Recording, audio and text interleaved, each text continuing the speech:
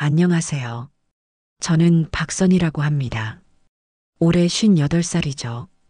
평생 아이들 가르치며 살아왔는데 정년 퇴직하고 나니 참 많은 일들이 일어났습니다.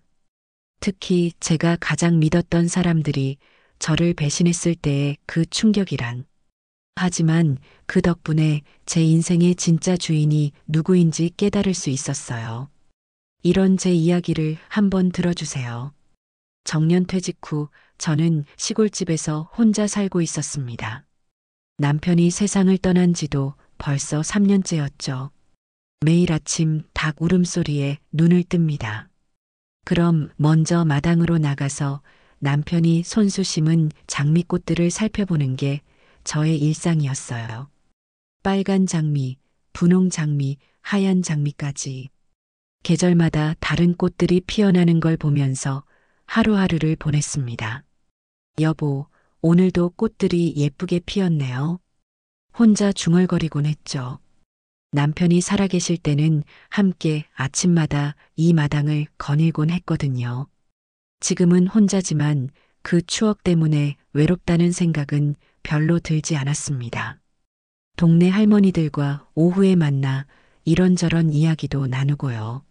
선이야, 혼자 살기 외롭지 않냐? 물어보시는 분들도 있었지만 저는 그럴 때마다 웃으며 대답했어요. 아니에요. 오히려 자유로워서 좋은걸요. 실제로도 그랬습니다. 아무도 눈치 보지 않고 제가 하고 싶은 대로 살 수 있었거든요. 저녁에는 드라마도 보고 책도 읽고 가끔은 뜨개질도 했습니다. 평온하고 조용한 일상이었죠. 하지만 그 평화가 오래가지는 않았어요. 어느 날 갑자기 서울에서 큰아들 민수가 전화를 걸어왔습니다. 엄마, 내일 집에 갈게요. 미영이도 같이 가고요. 며느리 미영까지 함께 온다니 뭔가 중요한 이야기가 있나 보다 생각했죠. 그날 밤 잠자리에 누워서도 계속 생각이 났어요. 평소에 한 달에 한 번도 안 오던 민수가 갑자기 온다니 혹시 무슨 일이 있는 건 아닐까? 가슴 한편이 불안했습니다. 그때만 해도 제가 앞으로 겪게 될 일들을 전혀 예상하지 못했었죠. 다음 날 오후 민수와 미영이 도착했습니다. 검은색 승용차에서 내리는 모습을 마당에서 지켜봤어요. 민수는 정장 차림이었고 미영도 평소보다 단정하게 옷을 입고 있었죠. 뭔가 진지한 이야기를 하러 온 것 같은 분위기였습니다. 엄마, 안녕하세요. 민수가 다가와 인사했어요.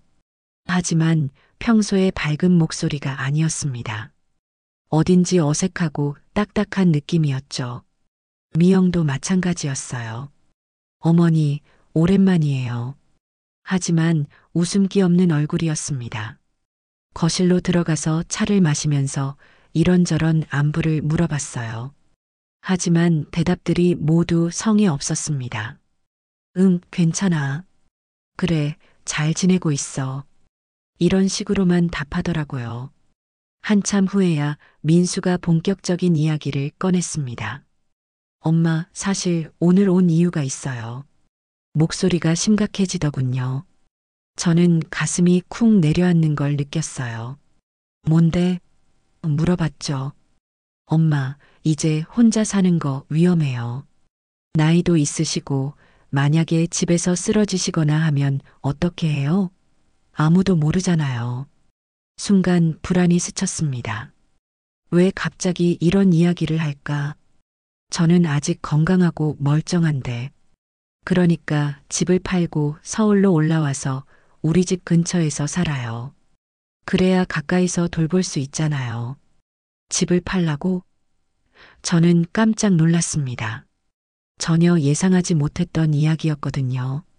네, 엄마. 솔직히 이 큰 집에 혼자 사시는 것도 비효율적이고요. 집값도 많이 올랐으니까 팔면 제법 목돈이 될 거예요. 제 머릿속이 하얘졌어요. 이 집은 남편과 함께 지은 집입니다.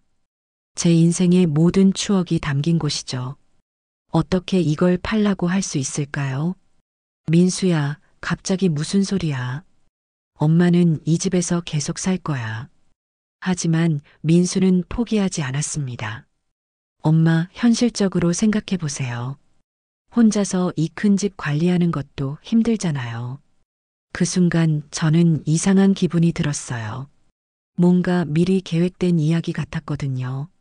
민수가 이야기를 마치자 이번엔 미영이 나섰습니다.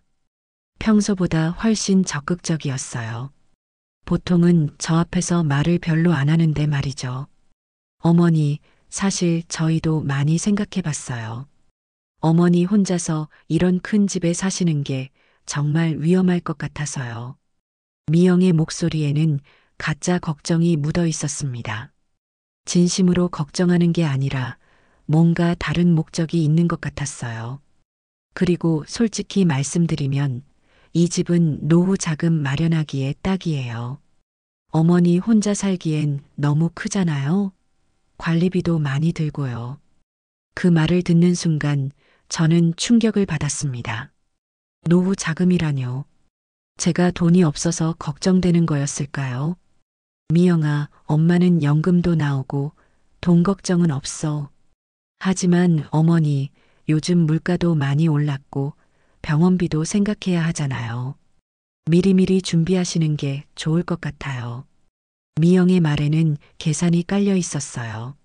마치 이미 집값을 알아보고 얼마나 받을 수 있을지 계산해 본 것 같았거든요. 그리고 어머니, 이 집 관리하시느라 얼마나 힘드세요. 마당 정리하고 보일러 관리하고 저희가 볼 때도 많이 지쳐 보이세요. 지쳐 보인다고요. 저는 아직 멀쩡합니다. 매일 마당 일도 하고 집 청소도 혼자 다 해요. 어디가 지쳐 보인다는 거죠? 미영아, 엄마는 아직 건강해. 집 관리하는 것도 전혀 힘들지 않고. 하지만 미영은 계속 밀어붙였어요. 어머니, 지금은 괜찮으셔도 나중에 더 나이 드시면 어떻게 하실 거예요? 지금 미리 준비하시는 게 현명한 선택이라고 생각해요. 제 마음속에 이상한 불신이 자라나기 시작했습니다. 정말로 제 걱정에서 나온 말일까요? 아니면 다른 목적이 있는 걸까요? 미영의 눈빛이 예전과 달라 보였어요. 저는 더 이상 참을 수 없었습니다. 이 집은 제 인생 그 자체예요. 남편과 함께 벽돌 하나하나 쌓아 올린 집이거든요. 민수야, 미영아.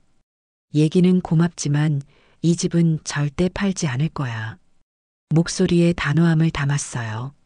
더 이상 이런 이야기 듣고 싶지 않았거든요. 이 집은 내 아버지가 직접 지은 집이다. 설계부터 시작해서 기초 공사할 때도 매일 나와서 감독했어. 내 평생의 뿌리야. 팔 생각 없어. 민수의 얼굴이 굳어지더군요. 예상했던 답이 아니었나 봐요. 엄마, 너무 감정적으로 생각하지 마세요. 현실적으로. 감정적이라고? 민수야, 집은 그냥 건물이 아니야. 추억이고 삶이고 인생이야. 그걸 어떻게 돈으로 바꿀 수 있겠니? 미영도 끼어들었어요. 어머니, 저희가 어머니를 위해서 하는 말인데 왜 이렇게 완고하게 나오세요? 완고하다고요. 제 집을 지키겠다는 게 완고한 건가요? 미영아, 엄마 입장도 생각해줘. 이 집에서 떠나라는 건 죽으라는 말과 같아. 그러자 분위기가 확 바뀌었어요. 민수와 미영의 표정이 동시에 굳어지더군요. 마치 계획이 틀어진 것에 대해 당황하는 것 같았어요. 엄마, 그렇게 극단적으로 생각하지 마세요. 저희도 어머니를 위해서라고? 정말 나를 위해서라고 생각해? 하지만 민수 내외는 그때부터 태도를 바꿨습니다. 설득이 아니라 압박하기 시작했어요. 목소리도 차갑게 변했고요. 엄마, 어차피 나중에는 팔아야 할 집이에요. 지금 파시는 게 나을 것 같은데요. 나중에는 팔아야 할 집이라니. 누가 정한 건가요? 민수 내외가 돌아간 후 며칠 동안 저는 마음이 편치 않았습니다. 계속 그 대화가 머릿속에 맴돌았어요. 정말 제 걱정에서 나온 말일까? 아니면 다른 속셈이 있는 걸까? 그러던 중 옆집 할머니인 정옥순 할머니가 놀러 오셨어요.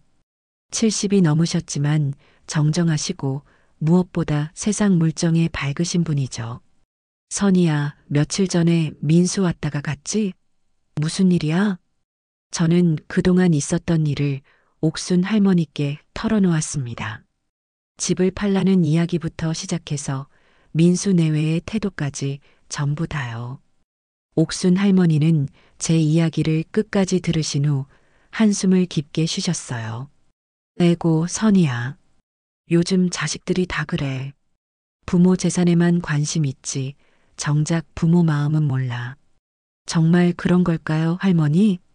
그럼 내가 이 나이까지 살면서 봐온 게 한둘이야? 자식이라고 다 믿으면 안 돼. 특히 돈 앞에선. 그 말이 마음에 깊게 새겨졌습니다. 앞으로 닥칠 일을 예고하는 것 같았거든요. 그리고 선이야, 한 가지 더 말해줄게. 집 절대 팔지 마. 집 팔고 나면 자식들한테 완전히 휘둘리게 돼. 그때는 후회해도 소용없어. 옥순 할머니의 경험에서 우러나온 조언이었어요. 저는 그 말을 마음속 깊이 간직했습니다. 할머니 말씀이 맞는 것 같아요. 뭔가 이상했거든요. 평소에 집에 관심도 없던 민수가 갑자기 집을 팔라고 하니까요. 그것 봐. 내 말이 맞지? 분명히 뭔가 속셈이 있을 거야. 조심해, 선이야. 그날 밤 옥순 할머니 말씀을 계속 생각했어요. 자식이라고 다 믿으면 안 된다는 말이 계속 귓가에 맴돌았죠. 며칠 후 저는 집 정리를 하다가 남편 방을 들여다봤습니다. 남편이 돌아가신 후 거의 손대지 않은 방이었어요.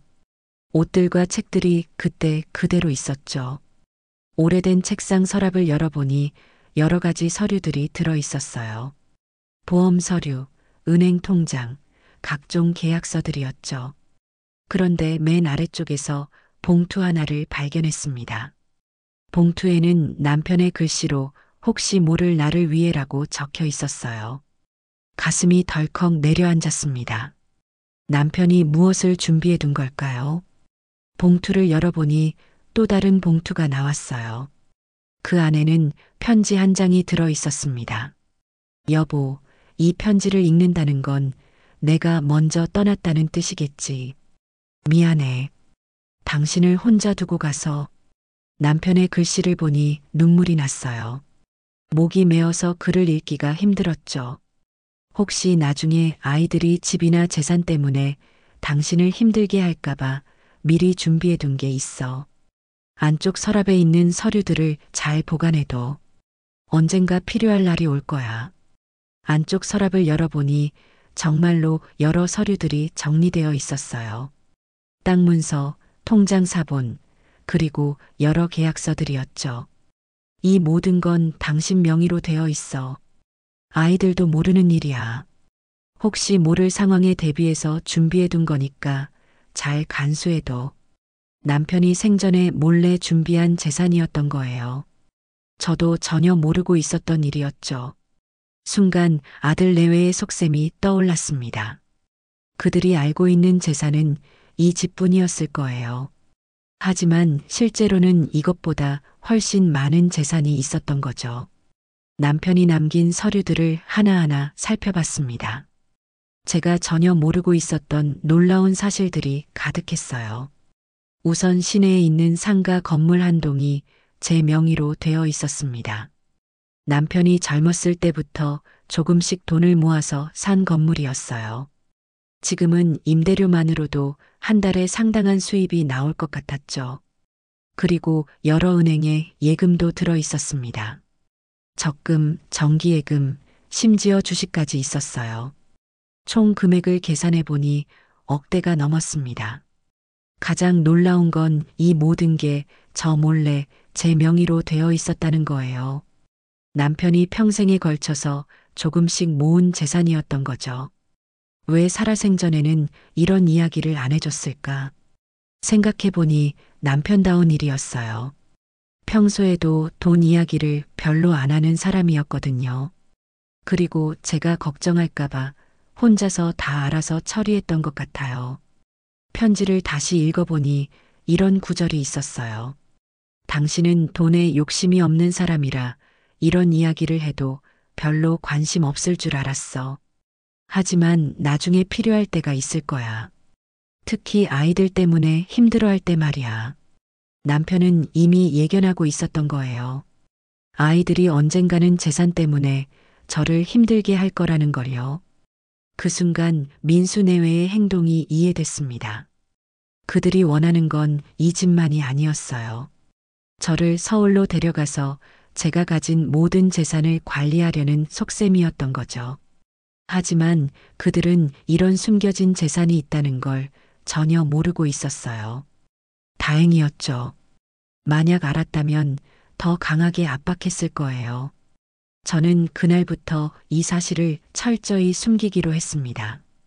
그리고 민수 내외가 앞으로 어떤 행동을 보일지 지켜보기로 했어요. 며칠 후 민수가 또 전화를 걸어왔습니다. 이번에는 혼자 오겠다고 했어요. 미영 없이 저와 둘이서 진솔한 대화를 나누고 싶다는 거였죠. 저는 남편이 남긴 서류들을 모두 안전한 곳에 숨겨뒀습니다. 그리고 평소처럼 행동했어요. 마치 아무것도 모르는 것처럼 말이죠. 민수가 도착했을 때도 똑같았습니다. 엄마, 지난번 이야기 더 해보려고 왔어요. 여전히 집을 팔라는 이야기를 하러 온 거였어요. 민수야, 엄마 마음은 변하지 않을 거야. 이 집은 절대 팔지 않아. 엄마, 정말 고집스럽네요. 나중에 후회하실 텐데. 후회라니. 누가 후회하게 될지는 두고 봐야겠죠. 그런데 민수야, 갑자기 왜 이렇게 집 팔라고 하는 거야? 혹시 급한 일이라도 있니? 민수의 표정이 순간 굳었어요. 뭔가 찔린 게 있는 것 같았죠. 아니에요. 그냥 엄마 걱정돼서 그래요. 거짓말이었어요. 목소리에서 바로 티가 났거든요. 분명히 다른 이유가 있을 거예요. 저는 일부러 더 캐물어 봤습니다. 정말 그냥 걱정돼서야? 사업상 문제라도 있는 거 아니야? 엄마, 왜 그런 말씀을 하세요? 사업은 잘 되고 있어요. 하지만 민수의 표정을 보니 뭔가 숨기고 있다는 게 확실했어요. 아마 돈이 필요한 일이 생겼을 거예요. 그래서 제 집을 노리고 있는 거죠. 저는 일부러 순진한 척 했습니다. 그럼 다행이네. 엄마가 괜히 걱정했나 보다. 그리고 민수 내외가 얼마나 더 탐욕스러운 행동을 보이는지 지켜보기로 했어요. 진짜 속마음을 확인하고 싶었거든요. 일주일 후 민수가 미영과 함께 또 왔습니다. 이번에는 아예 작정하고 온 것 같았어요. 둘 다 표정이 심각했거든요. 엄마, 더 이상 이런 식으로 고집 부리시면 안 돼요. 민수의 목소리가 전에 없이 강했어요. 고집이라니? 내 집인데 내가 어떻게 하든 내 마음 아니야? 그러자 미영이 나섰습니다. 이번에는 아예 가면을 벗고 나온 거였어요. 어머니, 솔직히 말씀드릴게요. 어머니 혼자서는 재산 관리도 제대로 못 하시잖아요. 그냥 우리가 대신 해드릴게요. 재산 관리를 못 한다고요. 저는 평생 가계부를 써가며 알뜰하게 살았는데 뭘 못한다는 거죠. 미영아, 엄마가 언제 재산 관리를 못한다고 그랬니? 어머니, 그냥 편하게 생각하세요. 집문서 같은 것도 우리가 보관해 드릴게요. 어머니는 그냥 편히 사시면 되고요. 집문서를 자기들이 보관한다고요. 이제야 본심이 드러났네요. 민수도 거들었어요. 맞아요, 엄마. 요즘 치매 검사도 받아보시는 게 좋을 것 같은데요. 치매 검사라니. 갑자기 웬 치매 검사 이야기를 하는 거죠. 저는 멀쩡합니다. 치매 검사는 또 무슨 소리야? 엄마가 언제 치매 같은 행동했다고? 아니에요. 그냥 예방차 받아보시라는 거예요. 거짓말이었어요. 분명히 다른 목적이 있을 거예요. 아마 저를 치매 환자로 만들어서 재산을 마음대로 처리하려는 속셈인 것 같았어요. 그 순간 저는 깨달았습니다. 이건 단순한 걱정이 아니었어요.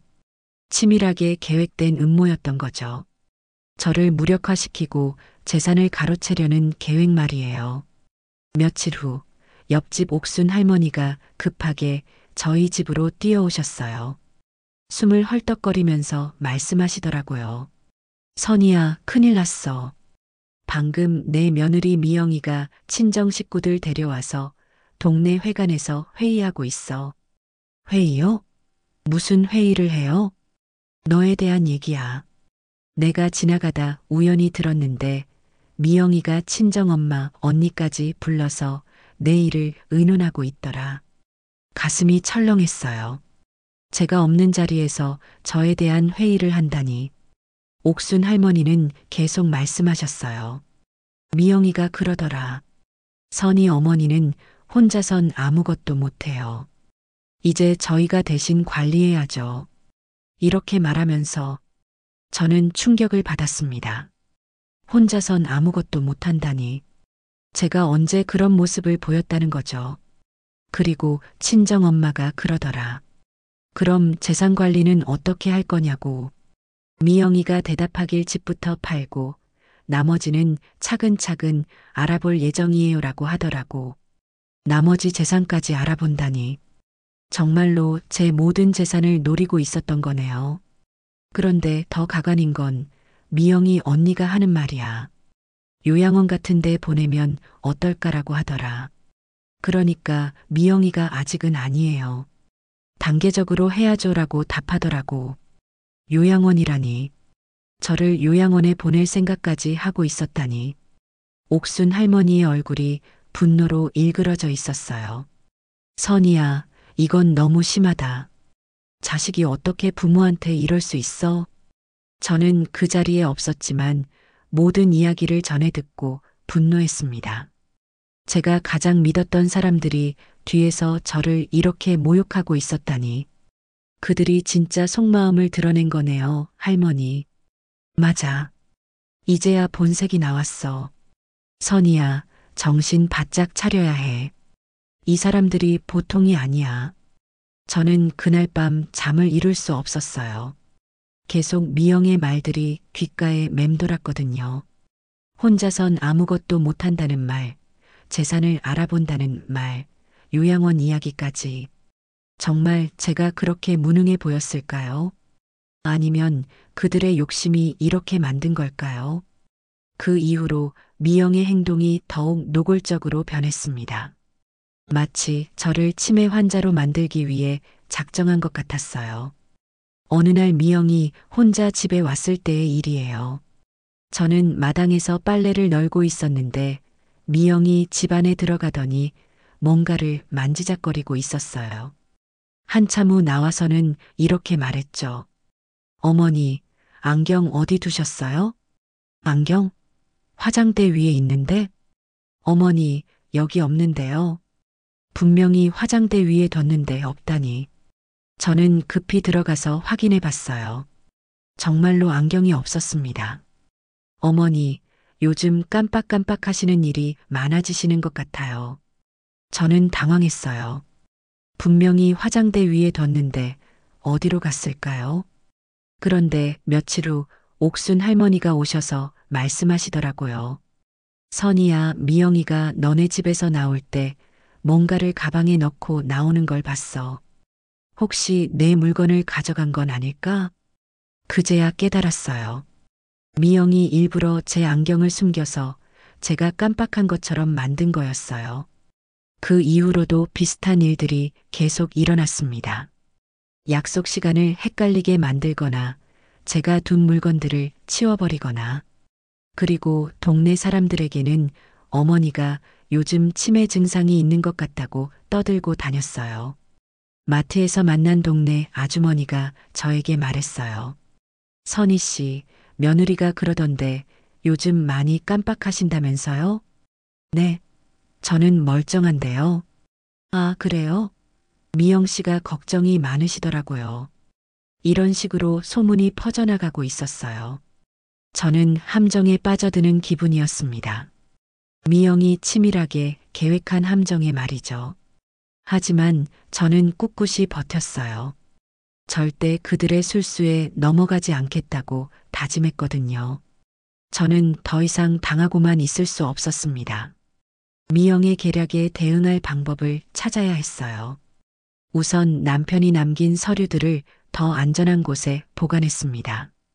집안에 두면 언제 미영이 뒤져볼지 모르거든요. 그래서 은행 금고를 빌려서 보관하기로 했어요. 그리고 법무사 김 변호사님께 연락을 드렸습니다.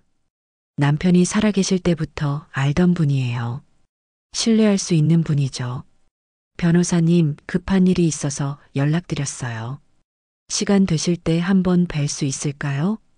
물론이죠. 언제든지 오세요. 다음 날 법무사 사무실에 갔어요. 김 변호사님은 저를 보자마자 반갑게 맞아주셨어요. 선희님, 오랜만이에요. 무슨 일이세요? 저는 그동안 있었던 일들을 자세히 말씀드렸어요. 민수 내외가 집을 팔라고 압박하는 것부터 미영이 저를 치매 환자로 만들려는 계략까지 전부 다요.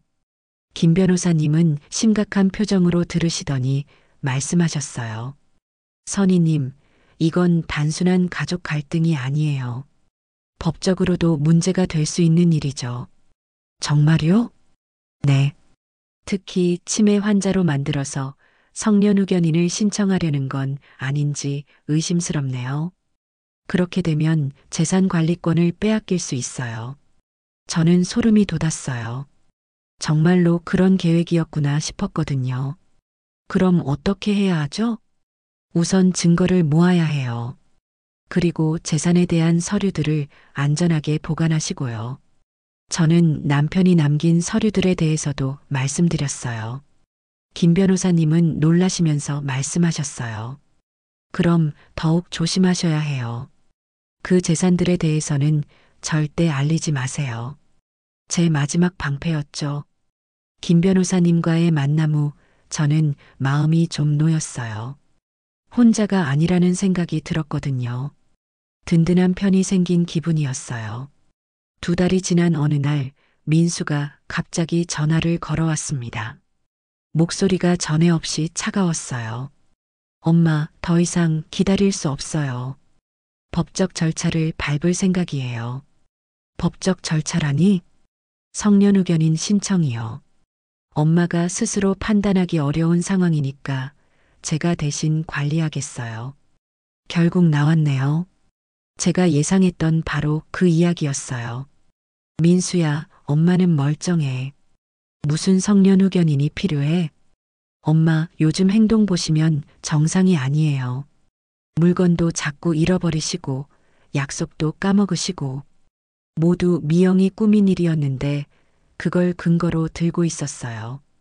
그래서 내일 집에 가서 집문서랑 통장들 가져올게요. 앞으로는 제가 관리하겠어요. 저는 더 이상 참을 수 없었습니다.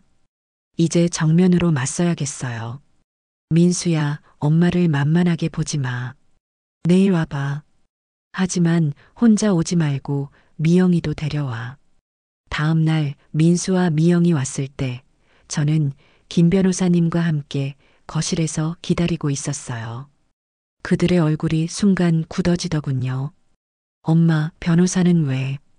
민수야, 내가 법적 절차를 밟겠다고 했으니까 엄마도 준비했어. 김 변호사님은 내 아버지 때부터 알던 분이야. 김 변호사님이 말씀하셨어요. 민수 씨, 성년후견인 신청하려면 정당한 사유가 있어야 합니다. 어머니를 직접 봐도 전혀 문제 없어 보이는데요.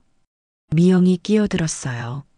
변호사님, 어머니가 요즘 치매 증상이. 그때 저는 단호하게 말했습니다. 내 아버지가 남긴 건 집뿐만이 아니야. 그리고 난 아직 멀쩡하다. 더 이상 날 우롱하지 마. 민수 내외의 얼굴이 창백해졌어요. 뭔가 예상과 다르게 돌아가고 있다는 걸 느낀 거죠. 저는 더 이상 숨길 이유가 없다고 생각했습니다. 이제 모든 걸 공개할 때가 왔어요. 민수야, 미영아. 너희가 얼마나 치밀하게 계획했는지 다 알고 있어. 김 변호사님이 준비한 서류들을 꺼내셨어요. 미영이 제 물건들을 감춰둔 증거, 동네에 거짓말을 퍼뜨린 증거들이었어요. 이 모든 증거들이 있어. 너희가 어머니를 치매 환자로 만들려고 얼마나 많은 조작을 했는지 다 기록되어 있어. 미영의 얼굴이 하얘졌어요. 자신들의 계략이 들통났다는 걸 깨달은 거죠. 하지만 더 큰 충격은 그 다음이었어요. 저는 남편이 남긴 서류들을 모두 공개했습니다. 그리고 이건 내 아버지가 남긴 진짜 유산이야. 상가 건물 등기부등본, 여러 은행의 통장 사본, 주식 증명서까지 모든 서류들이 테이블 위에 펼쳐졌어요. 민수가 말문이 막혔어요. 이게 뭐예요? 내 아버지가 평생 모은 재산이야. 모두 내 명의로 되어 있고 너희는 전혀 모르고 있었지. 미영이 서류들을 보더니 입을 다물지 못했어요. 아마 집보다 훨씬 많은 재산이 있다는 걸 처음 알았을 거예요. 그러니까 너희가 노리던 건 빙산의 일각이었던 거야. 하지만 이 모든 걸 너희가 함부로 할 수는 없어. 김 변호사님이 말씀하셨어요. 법원에서도 이런 증거들을 보면 성년후견인 신청은 받아들여지지 않을 것 같네요. 오히려 재산을 노린 사기 행위로 볼 수도 있어요. 그 순간 미영이 무너져 내렸어요.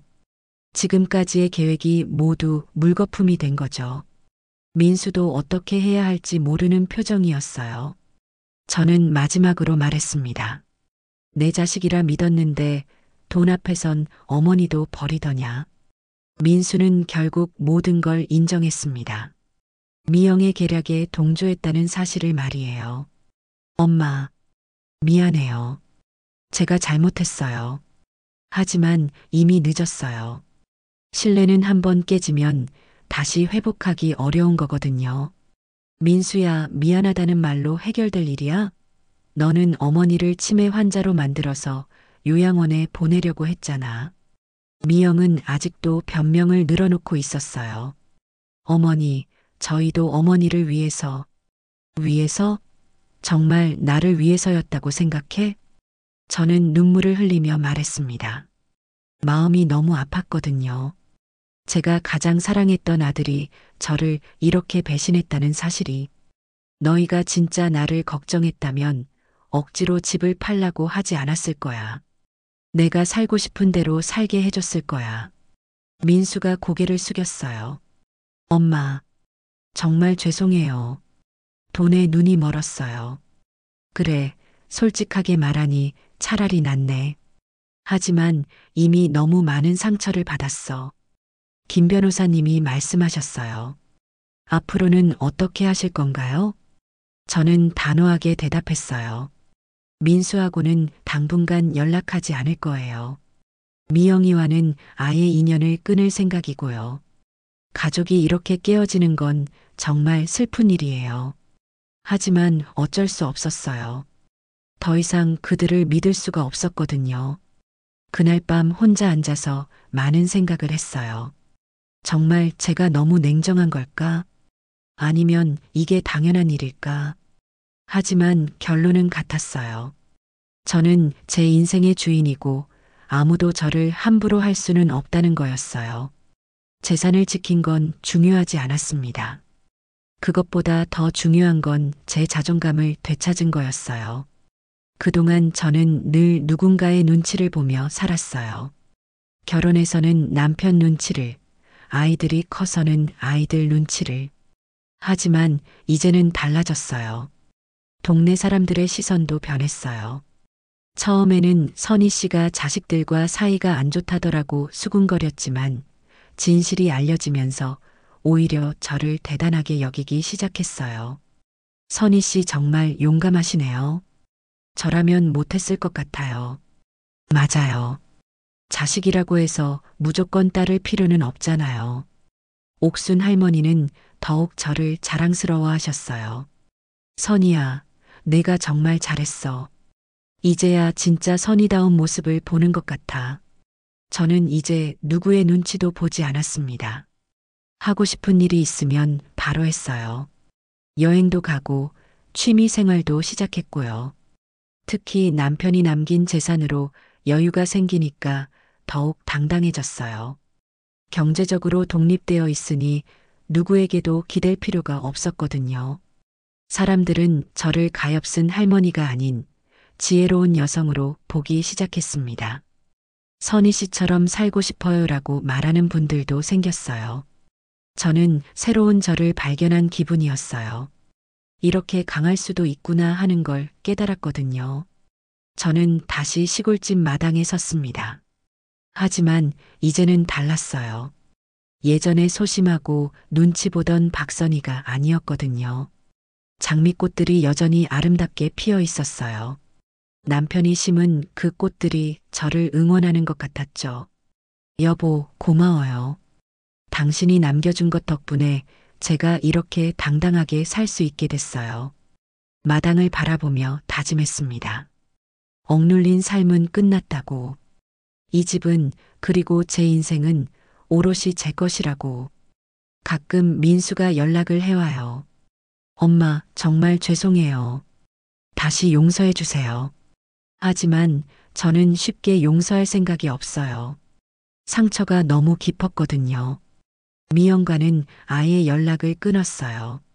그 사람은 진심으로 뉘우치는 게 아니라 그냥 재산이 아까워서 연락하는 거거든요. 하지만 후회는 없어요. 오히려 이렇게 된 게 다행이라고 생각해요. 만약 그들의 속셈을 몰랐다면 계속 당했을 테니까요. 지금은 완전히 새로운 인생을 살고 있어요. 동네 할머니들과 여행도 다니고 독서 모임도 만들었어요. 제 나이에도 배울 게 이렇게 많다니 신기해요. 무엇보다 중요한 건 제 자신을 사랑하게 됐다는 거예요. 예전에는 항상 다른 사람들을 우선시했는데 이제는 저 자신을 가장 소중하게 여겨요. 앞으로는 내 인생을 내 손으로 지켜낼 것이다. 이게 제 마지막 다짐이에요. 그리고 이 다짐을 지키며 살아갈 거예요. 누가 뭐라고 해도 말이에요. 여러분도 혹시 비슷한 상황에 처해 있다면 기억하세요. 가족이라고 해서, 자식이라고 해서 무조건 따를 필요는 없다는 걸. 여러분의 인생은 여러분 것입니다. 끝까지 지켜내세요.